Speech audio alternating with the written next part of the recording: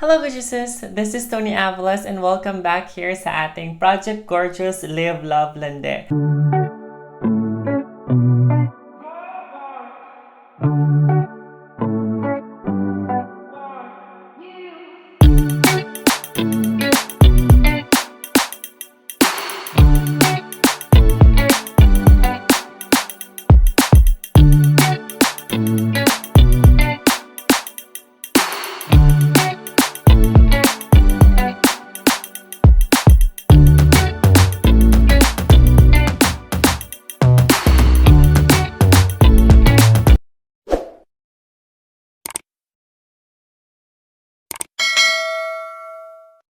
So ngayon pag-uusapan natin ang kilay. Gaano ba ka-importante ang kilay sa ating pagiging Diyosa? So, as we all know, that kilay is really important in our daily ganap at pasabog. Lalo na ngayon, naka-mask tayo. So, ano na lang ba matitira sa atin pa nag-mask tayo? So, try to wear this. Ayan. This is from Designer Collab, Philippines. Ayan. So, kapag nag-mask ka na, ang matitira na lang talaga is itong upper part ng face natin. So, just by grooming sa kilay nyo, na actually na-open up niya, na-lift niya, at nagmumukhang gising at buhay ang iyong mata just by grooming it. Second, kapag naman naglagay ka or nag-fill in ka dun sa areas na kailangan, mas lalo nagiging bold or volume yung kilay mo. Proper choice of like selection ng kilay, maaari kang bumata or maaari kang tumanda. Maaari ka rin pumayat or maaari ka rin tumaba with the kind of brows that you are wearing. So it's really important na malaman mo kung ano ba talaga ang tamang pagkikilay para sa iyong face. At para mapadali ang buhay nyo, kahit anong shape ng face nyo, ang pinaka-perfect or pinaka-madaling kilay is yung soft arch. Katulad ng ginawa ko. With that soft arch, yung ganyan, nakakatulong siya maka-elongate ng face, nakakatulong din siya maka-soft ng features ng face, and at the same time, makaroon ng lift sa mata. But nowadays, uso-uso ang, alam niyo na, ang mga opa at ang mga ama. So, gusto natin naman achievein ang mala-Korean na kilay. Even I myself, gusto ko rin achievein paminsan-minsan yung diretsong kilay. Depende sa look na gusto kong gawin. Lalo kung wala naman akong lashes, wala akong wings, perfect talaga siya. So, it depends on kung anong gusto natin na look. Kaya ako, I prefer just my bare kilay, and then bahala na kung ano yung feel ko ang dati. I keep on like changing yung kind of kilay na gagamitin ko or susuotin ko for today. So ngayon, I will be going through sa mga process kung paano natin ma-achieve ang magandang kilay. So let's get started. Before I begin, don't forget to hit like button, subscribe, and hit the notification bell. Hello, gorgeousas! This is Toni Aviles, and today pag-usapan natin kung paano ba natin maayos ang ating mga kilay. Paano ba natin mapapaganda from this to this.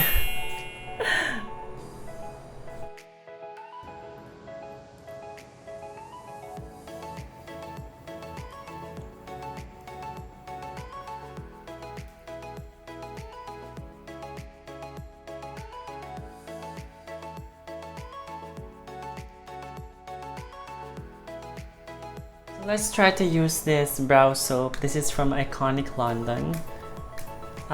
So, ang gagawin nyo lang is kuha kayo ng water, and then spoolie brush. Tapos i-scrape nyo lang ng ganyan. And then, pwede nyo na siyang i-brush pataas. I-shape muna natin, i-groom natin yung brows, no? So, pakita ko sa inyo. So, yung brow soap, actually, pwede nyo i-try yung any glycerin soap, or meron din tayong locally made na brow soap. You can check down below yung link I'll share some links, no, below kung saan kayo makakabili ng mga brow soap. So, ganyan siya. Ito na yung difference. So, paakitin natin yung kabila.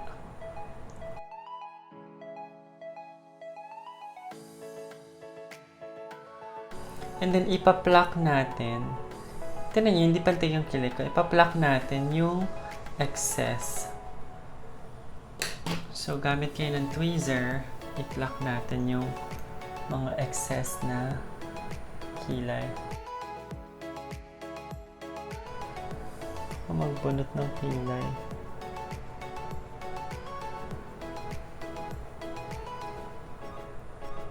Para luminis siya. May mga tao ding yung mabilis mapumula yung skin. So, pabox ka na lang.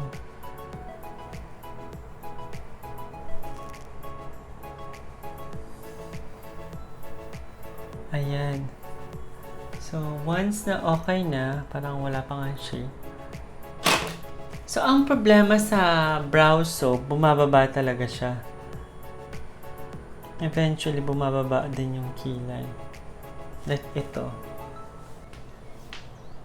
Ngayon, using your brush handle, i-flat niyo yung maigi yung brows para makita natin kung ano yung kailangan gupitin.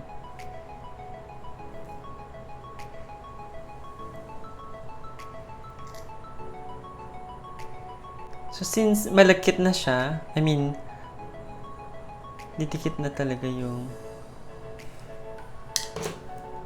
hair.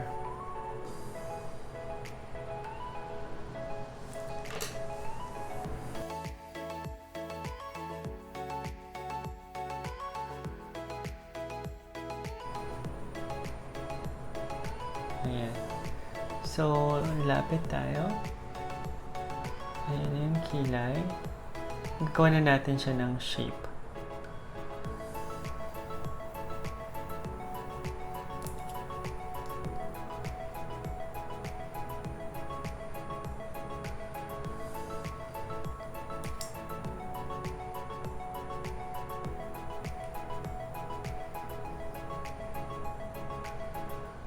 Gawa na tayo ng shape.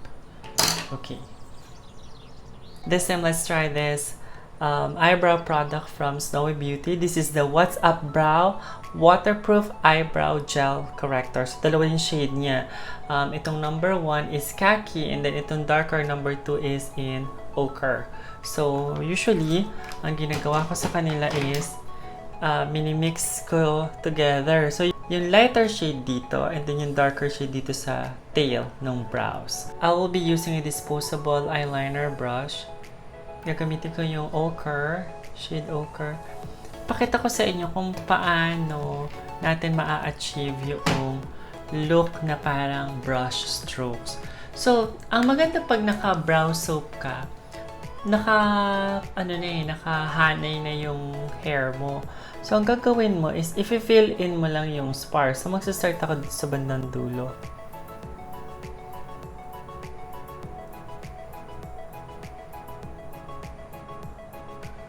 So, I am using a disposable eyeliner brush. Kasi, pino din yung niya, pino yung delivery niya ng product. Ang gusto natin kasing ma-achieve is parang ginagaya natin yung strands ng hair, ng brows.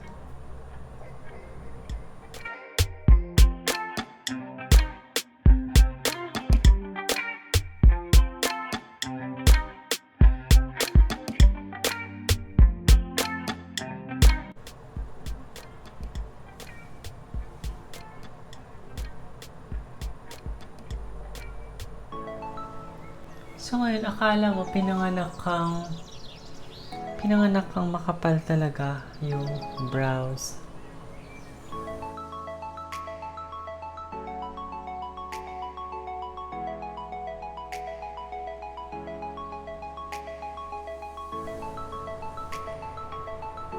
Nakita nyo? Napaka-fuller na ng brows.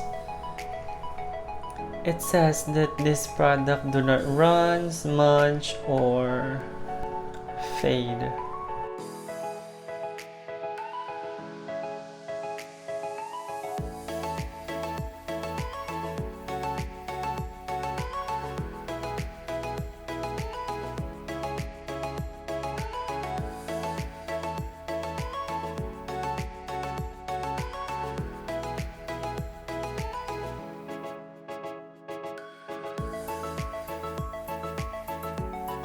As I have mentioned earlier, our kilay is not naman super symmetrical. Asa sa inyo kung ano yung preferred nyong kilay.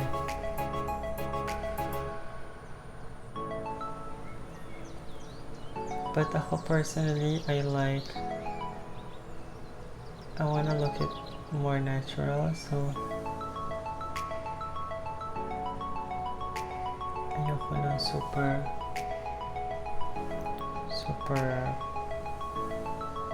pantay na kilay.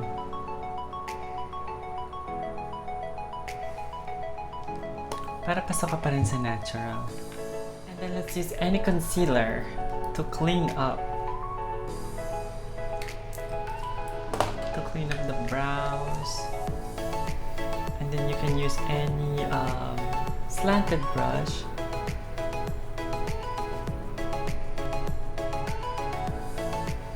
Para ma-achieve niyo yung definition ng kilay.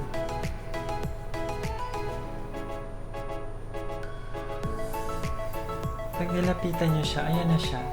Lapit ako. And use your... Pag tayo na siya, pwede mo na ulit balikan yung brows. Kung meron pang kailangan i-fill in na gap. So basically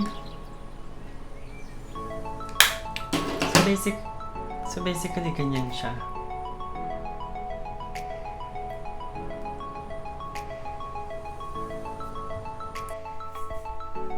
So, syempre, ang pagkikilay, kailangan pinapractice yan. Kailangan gawin nyo talaga, i-hands-on nyo yung sarili nyo, no? Para talagang magkaroon ng progress or mas makita nyo yung improvement nyo sa pagkikilay. And it will be a life-changing experience, once in a perfect na talaga yung kilay na para sa inyo. So, with that, please do tag me, no? Pag nag-post kayo ng mga kilay nyo on Instagram, itag nyo ako at Toni Aviles, or you can use hashtag Project Gorgeous and hashtag Live Love Linde. And with the products, I listed it down below, and andyan yung mga links kung saan nyo pwede mabili yung mga products na pinagagamit ko. And if you have any other concerns about kilay, please comment it down below para magawa ko yung susunod natin na video. So once again, this is Toni Aviles, and don't forget to subscribe on this channel, smash that like button, and click the notification bell if you want to be notified on our upcoming videos. And dito na magtatapos ng ating Project Gorgeous Live Love Linde. Until next time, bye!